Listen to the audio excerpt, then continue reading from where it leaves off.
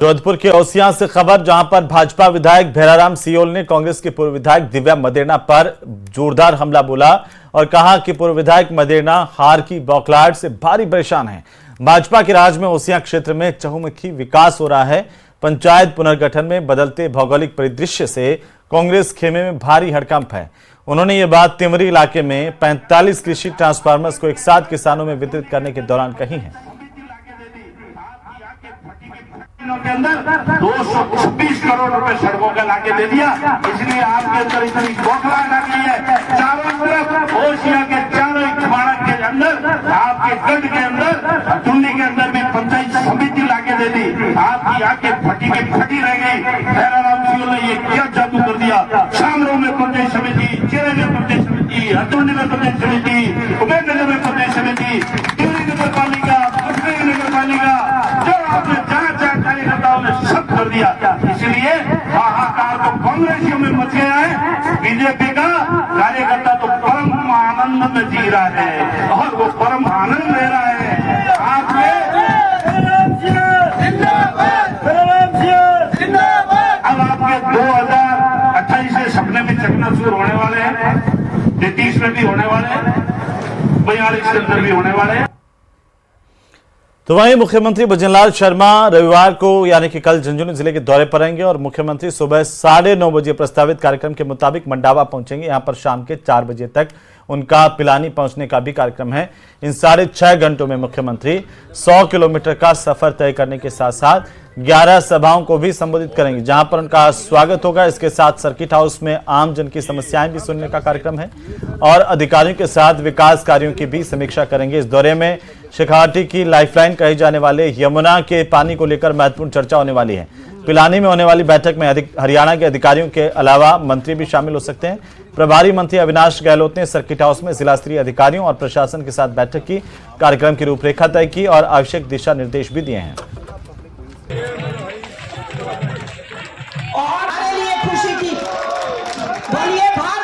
प्रदेश के विकास पुरुष और यशस्वी मुख्यमंत्री भजनलाल शर्मा जी का कल शेखावाटी में झुंझुनू और उसके बाद चूरू का दौरा है और इसी क्रम में आज जिला कलेक्टर और पुलिस अधीक्षक के साथ में स्थानीय जनप्रतिनिधि के साथ में और कार्यकर्ताओं के साथ में एक बैठक ली है। बैठक में यशस्वी मुख्यमंत्री के कल झुंझुनू दौरे को लेकर के तैयारियों के संबंध में बातचीत हुई है। निश्चित ही उनका दौरा ऐतिहासिक हो, कार्यकर्ताओं के साथ उनका संवाद हो और जो जन समस्याएं हैं उनका समाधान तुरंत मौके पर मुख्यमंत्री के द्वारा हो, इसकी तैयारियां हम लोगों के द्वारा की जा रही है। मैं माननीय मुख्यमंत्री का धन्यवाद प्रकट करना चाहता हूं कि उन्होंने इतनी तपती गर्मी के अंदर जहां टेम्परेचर 40 डिग्री से ऊपर पहुंचा है और शेखावाटी जो राजस्थान का एक हार्ट हम कह सकते हैं, वहां पहली बार मुझे लगता है कोई मुख्यमंत्री जी इस प्रकार से दौरे पर निकले हैं, जहां लगातार 3 दिन का उनका दौरा है।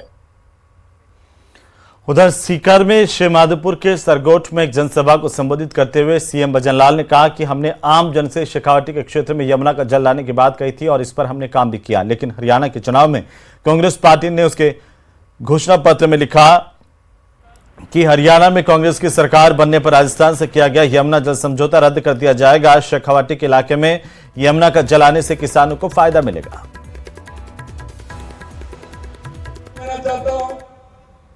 कि हमने जो संकल्प पत्र में जो वायदे किए थे उन वादों को एक एक करके पूरा कर रहे हैं। सबसे बड़ा सपना शेखावाटी के लिए यमुना जल का था। आपके बीच में वो यमुना जल का एमओयू हमारा हरियाणा सरकार से हुआ, लेकिन जैसे ही बीच में चुनाव आए, वहां की कांग्रेस पार्टी ने अपना घोषणा पत्र में कहा था कि अगर हमारी सरकार हरियाणा में आती है तो हम राजस्थान के यमुना समझौते को रद्द कर देंगे। मैं सिर्फ आपको ये कहने के लिए आया हूं कि यहाँ जो कांग्रेस के लोग हैं वो झूठ और लूट की राजनीति करते हैं। वो लोग भी वहां चुनाव में गए थे, उन्होंने वहां एक शब्द नहीं बोला, उनका समर्थन किया और वो आज हमसे पूछते हैं कि यमुना पानी का कितना आएगा। अरे हम जितना चाहेंगे उतना आएगा। मैं आपको इतना ही विश्वास दिलाता हूं इस शेखावाटी के लिए, क्योंकि शेखावाटी में मैं पहले भी संगठन में था तो मैं भी यहाँ काम किया। यहाँ की जमीन से मेरा जुड़ाव है। हम पूरे राजस्थान के अंदर पानी, बिजली, युवाओं के रोजगार और हमारे उद्योग के लिए काम कर रहे हैं। मैं जो आपसे वायदे किए थे, मैं यही विश्वास दिलाना चाहता हूं कि देश के यशस्वी प्रधानमंत्री नरेंद्र मोदी के नेतृत्व में हम राजस्थान को विकसित राजस्थान बनाएंगे, उत्कृष्ट राजस्थान बनाएंगे और उस राजस्थान को ऊंचाइयों पर लेकर के जाएंगे। मैं, जैसा कि आपने देखा है, युवाओं के लिए हमने कहा कि हम 1 लाख नौकरी देंगे। हमने 69,000 सीधी नियुक्ति दी है और जुलाई तक 1 लाख हो जाएंगी, 1 लाख हो जाएंगी। 1,88,000 पाइपलाइन के अंदर है। हमने युवाओं से कहा है, कैलेंडर निकाला है, आइए तैयारी करिए, पेपर दीजिए और पेपर देने के बाद अपने इच्छा अनुसार सरकारी नौकरी भी पाइए। हमने कहा। तो वहीं बीआरटीएस यानी कि बस रैपिड ट्रांजिट सिस्टम कॉरिडोर हटाने की प्रक्रिया आज से शुरू हो गई है। राजधानी जयपुर में यात्रियों की सुगमता के लिए बना बीआरटीएस कॉरिडोर पिंक सिटी में अब पूरी तरह से हट जाएगा। करोड़ों की लागत से बना था कॉरिडोर और आखिरकार इसे तोड़ा क्यों जा रहा है, इस रिपोर्ट में देखिए।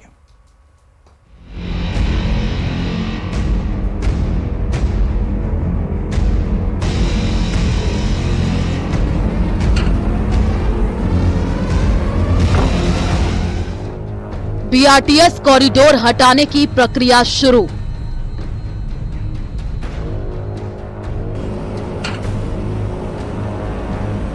यूपीए सरकार का फैसला एनडीए में फेल। अब जयपुर में होगा स्मार्ट इंफ्रास्ट्रक्चर।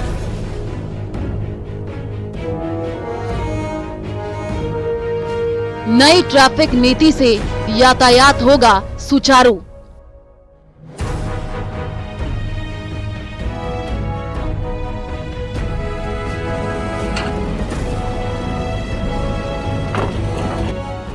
करोड़ों की लागत से बना बीआरटीएस कॉरिडोर अब पूरी तरीके से हट जाएगा। जयपुर विकास प्राधिकरण यानी जेडीए ने पिंक सिटी में सीकर रोड पर कॉरिडोर हटाने की प्रक्रिया शुरू कर दी है। रोड नंबर 9 से 12 तक डिवाइडर हटाने का काम भी शुरू हो गया है। जयपुर में चौमुख पुलिया से लेकर अंबाबाड़ी तक कॉरिडोर हटाया जाएगा। दिल्ली के बाद में राजधानी जयपुर से भी जो बीआरटीएस कॉरिडोर है वो हटना शुरू हो गया है।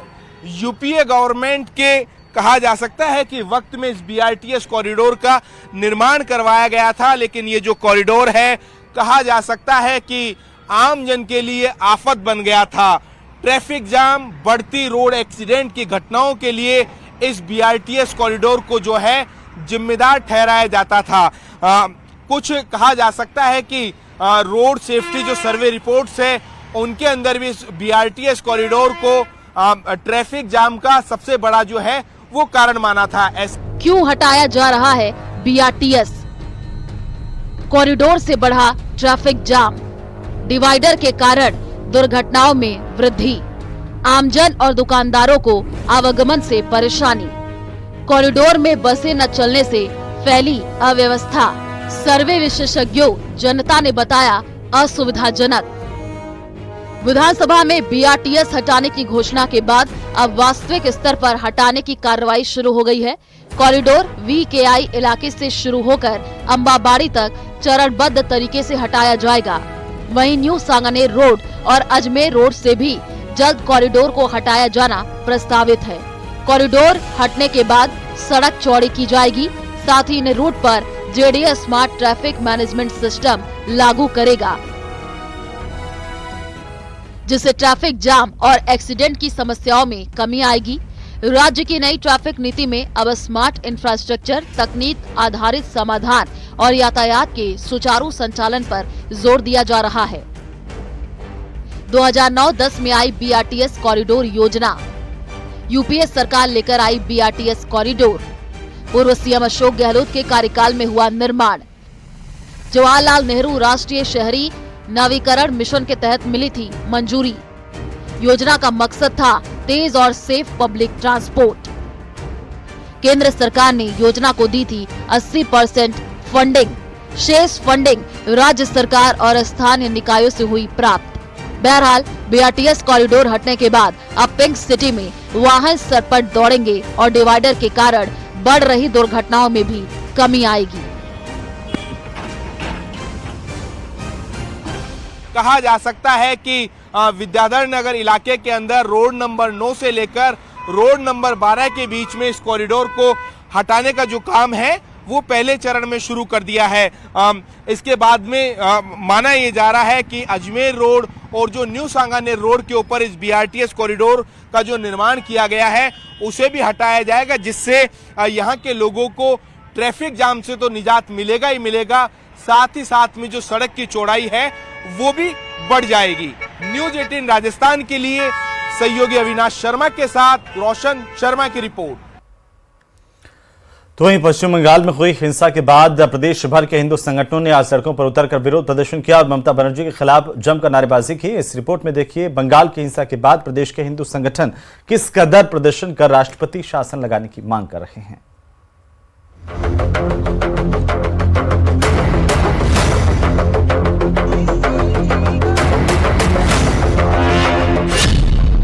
बंगाल टू राजस्थान, ममता बनर्जी मुर्दाबाद।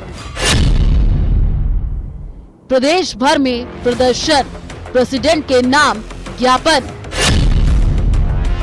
सड़कों पर उतरे हिंदू संगठन, बंगाल में लगे राष्ट्रपति शासन।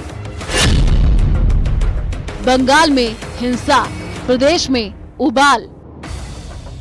पश्चिम बंगाल में हिंदुओं पर हो रहे अत्याचार और हिंसा के विरोध में आज प्रदेश भर में प्रदर्शन किया गया। अजमेर, झालावाड़, बूंदी, डूंगरपुर, बाड़मेर, उदयपुर और चित्तौड़गढ़ से प्रदर्शन की तस्वीरें सामने आई हैं। विश्व हिंदू परिषद, बजरंग दल समेत अलग अलग हिंदूवादी संगठनों ने धरना प्रदर्शन किया और राष्ट्रपति शासन लगाकर उचित कार्रवाई की मांग की गई।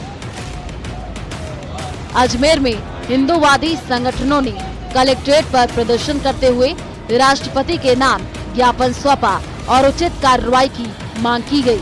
प्रदर्शनकारियों ने कहा कि अगर हिंदू हिंदुस्तान में सुरक्षित नहीं होंगे तो कहां होंगे। पश्चिम बंगाल के अलग अलग जिलों में हिंदू समाज पलायन करने को मजबूर है। उधर झालावाड़ में बजरंग दल, विश्व हिंदू परिषद, दुर्गा वाहिनी ने प्रदर्शन किया। हिंदू संगठनों के कार्यकर्ताओं ने मिनी सचिवालय स्थित जिला कलेक्ट्रेट पर नारेबाजी की, साथ ही घटनाक्रम की एनआईए से जांच करवाने की मांग की। प्रदर्शनकारियों ने ममता बनर्जी के पोस्टर भी जलाए। डूंगरपुर में भी विहिप सहित हिंदू संगठनों ने कलेक्ट्रेट पर प्रदर्शन किया और एसडीएम को ज्ञापन सौंपा। ज्ञापन में विहिप ने बंगाल में हिंदुओं की सुरक्षा की मांग की है। आज पूरे देश में 19 तारीख को हर जिला केंद्र पर हम ज्ञापन सौंप रहे हैं। इसी के लिए आज इस डूंगरपुर का सर्व हिंदू समाज विश्व हिंदू परिषद के बैनर तले ज्ञापन देने के लिए पहुंचा है। वहीं बूंदी में भी वीएचपी और बजरंग दल कार्यकर्ता सड़कों पर उतरे और हिंदुओं पर हो रहे अत्याचार का विरोध करते हुए कलेक्ट्रेट पहुंचे, जहां ममता बनर्जी सरकार के विरुद्ध जमकर नारेबाजी की और राष्ट्रपति के नाम ज्ञापन सौंपा। वहीं बाड़मेर में भी विश्व हिंदू परिषद के कार्यकर्ता सड़कों पर उतरे और पश्चिम बंगाल में हिंदुओं पर हुए अत्याचार का विरोध किया। विश्व हिंदू परिषद ने ममता बनर्जी सरकार पर कानून व्यवस्था बनाए रखने में विफलता का आरोप लगाया। संगठन ने पश्चिम बंगाल सरकार को हिंदू विरोधी करार दिया। तो पश्चिमी बंगाल में मुर्शिदाबाद में जो जिहादियों द्वारा नंगा नाच किया गया, वहां के निर्दोष हिंदुओं के ऊपर जो हमला किया गया, उनको सुनियोजित तरीके से भगाने का दुस्साहस किया गया। यह प्रदर्शन उसी के नाम पर है। वहीं चित्तौड़गढ़ में भी संगठन के पदाधिकारियों और कार्यकर्ताओं ने कलेक्ट्रेट चौराहे पर प्रदर्शन किया। संगठन पदाधिकारी ने कहा कि वक्फ कानून के विरोध की आड़ में संपूर्ण बंगाल को जिस प्रकार हिंसा की आग में जलाया जा रहा है, मुर्शिदाबाद में हिंदू समाज के लोगों पर हुए हमलों के खिलाफ आज उदयपुर में सर्व समाज के लोग सड़कों पर उतरे। विश्व हिंदू परिषद के बैनर तले समाज के लोगों ने कलेक्ट्रेट के बाहर प्रदर्शन किया। वहीं संगठन ने बंगाल सरकार को बर्खास्त करने की मांग की। पूरे बंगाल में धीरे धीरे फैल रहा है और एक सोची समझी रणनीति के तहत हिंदुओं को कैसे प्रताड़ित किया जाए, कैसे लांछित किया जाए, कैसे अपमानित किया जाए और कैसे उनको कमजोर किया जाए ताकि वे अपना खुद के सीने स्वाभिमान के साथ बोल न सके।